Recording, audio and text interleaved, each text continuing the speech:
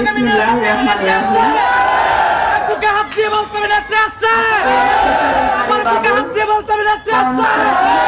বার্ষিকী উপলক্ষে আয়োজিত এই স্মরণ সভা উপস্থিত রয়েছেন আমাদের আদি আব্দুল্লাহ ভাই, উপস্থিত রয়েছেন আমাদের চৌধুরী ভাই, উপস্থিত রয়েছেন মঞ্চে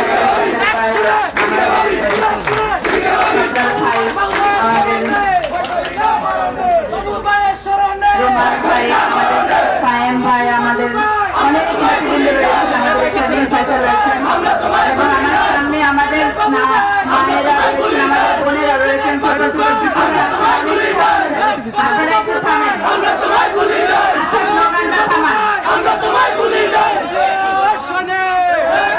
অনেকক্ষণ ধরে আমাদের মায়েরা, আমাদের বোনেরা, ছোট ছোট শিশুরা আমাদের সামনে উপস্থিত রয়েছে।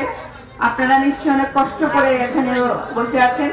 যদিও আমাদের মায়েরা, আমি বলে আসছি ওনাদের সাথে কথা বলে আসছি যে আমরা তো মায়েরা বাসায় থাকি, আজকে না হয়তো বেড়াতে আসলাম, তাই না? জি, অন্যরকম পরিবেশের মাঝে মাঝে যেতে হয়।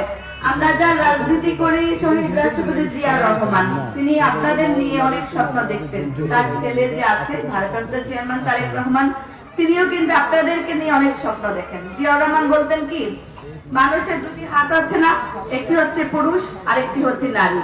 আমরা যদি এই দুটো হাতকে সমানভাবে কাজে লাগাতে পারি, তাহলে আমরা একটি সমৃদ্ধ সমাজ পাবো, সমৃদ্ধ পরিবার পাবো, সমৃদ্ধ রাষ্ট্র পাবো।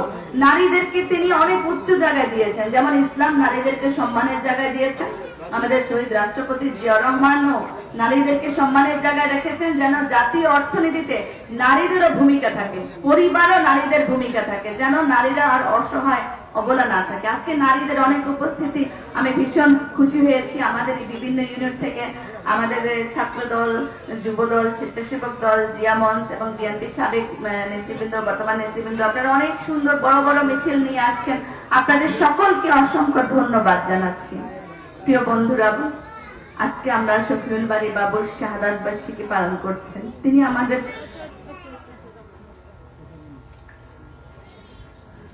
পাশে শুয়ে আছেন।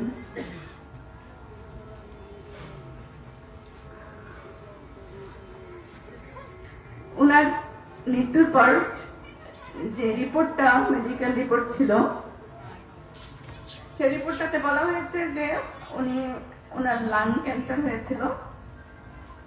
পবিত্র কোরআনে বর্ণিত আছে, যারা এরকম ক্যান্সারে আক্রান্ত হন, লাঙ্গের সমস্যায় ভোগেন, তারা শহীদি মর্যাদা পান। এবং সারা বাংলাদেশে এত মানুষ, শুধুমাত্র ডানবাতি কমলনগর না, সমগ্র বাংলাদেশে সকলেই বছরে জ্বর হয় না, অনেকে বলেন। তিনি আমাদের পাশ থেকে কিছু দূরে শুয়ে আছেন, বিষয়টা আসলে খুবই মর্মান্তিক। তাকে সমগ্র বাংলাদেশের মানুষ, আপনারা সোশ্যাল মিডিয়ার যে কমেন্টস গুলো আছে সেগুলো যদি আপনারা ফলো করবেন, দেখবেন এত শ্রদ্ধা, এত ভালোবাসা খুব কম মানুষই পেয়েছে। এবং সেটা আপনি বিএনপি বলেন, যারা রাজনৈতিক সরকার পতিত হয়ে গেছে, তারা এত সমালোচনা করছে, এত প্রোপাগান্ডা ছড়াচ্ছে, তারাও কিন্তু তাকে শ্রদ্ধা করছে, তারা তার জন্য কোনো ব্যাড কমেন্ট করতে পারে না। জামাত ইসলামে বলেন কিংবা অন্যান্য দলে যারা নতুন আসছেন, প্রত্যেকটা লোকের কাছে একটা লোক যদি সম্মানিত হয়, শ্রদ্ধ হয়, তাহলে তার জায়গাটা কোথায় থাকে?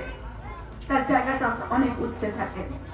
প্রিয় বন্ধুরা, 5ই আগস্টের পর এই দেশের স্বৈরাচার পতন হয়েছে, ফ্যাসিস্ট সরকার বিতাড়িত হয়েছে, রাজনৈতিক ধারা পরিবর্তন হয়েছে, নতুন ধারা রাজনীতির প্রেক্ষাপট সূচিত হয়েছে। আমরা যদি পুরনো ধারায়, সেই ফ্যাসিস্ট কায়দায় রাজনীতি চর্চা করি, সেটা কি মেনে নেওয়া যাবে? আমরা কি আরো রক্ত ছড়াবো সেই 52, 71 এবং 24-এর মতো? আমরা কি রক্ত দিয়েই যাব? না। তাহলে কি করতে হবে? অন্যায়ের বিরুদ্ধে আমাদের রুখে দাঁড়াতে হবে। আমরা প্রস্তুত? আজকে আমি রামগতি কমলনগরে আমাদের ভারপ্রাপ্ত চেয়ারম্যান বলেছেন যে কাউন্সিলের মাধ্যমে যোগ্য নেতৃত্ব নির্বাচিত হয়ে আসুক, তাহলে জনপ্রতিনিধিদের জন্য জবাবদিহিমূলক একটি সমাজ ব্যবস্থা চালু হবে। কিন্তু আমি গত কয়েকদিন ধরে রামগতি কমলনগরের বিভিন্ন উপজেলা থেকে অনেকগুলো অভিযোগ শুনি। কি অভিযোগ জানেন? অভিযোগগুলো হচ্ছে কি, ম্যাডাম, কেউ বলে ম্যাডাম আমার বাবাকে ইলেকশন করতে দিচ্ছে না, কে বলছে ম্যাডাম কিংবা ভাবি আমাকে তো ইলেকশন করতে দিচ্ছে না, জোর করে আমাদেরকে সাইন করা নিয়ে যাচ্ছে, ইলেকশন থেকে আমাদেরকে যেন না দাঁড়ায় সেই চেষ্টা করা হচ্ছে। তো এই যে বিভিন্ন ওয়ার্ড ইউনিট থেকে এইসব কমপ্লেন আসে, এগুলো কি গণতান্ত্রিক ধারা? এগুলা কি ধারা? সেই ম্যাসেজ হাসিনা কি করেছিল? বিএনপি একটি জনপ্রিয় দল ছিল, সেই দলকে কি নির্বাচনে অংশগ্রহণ করতে দিত? দিত না। তাহলে আরেকজন রামগতি কমলনগরের এখন এখানে দায়িত্ব নিয়েছেন, যিনি ঠিক যারা জনপ্রতিনিধি, জনপ্রিয় প্রতিনিধি, তাদেরকে সরিয়ে তার পছন্দ মতো হাসিনার কায়দায় পছন্দ মতো লোকজনকে নির্বাচিত করতেছে,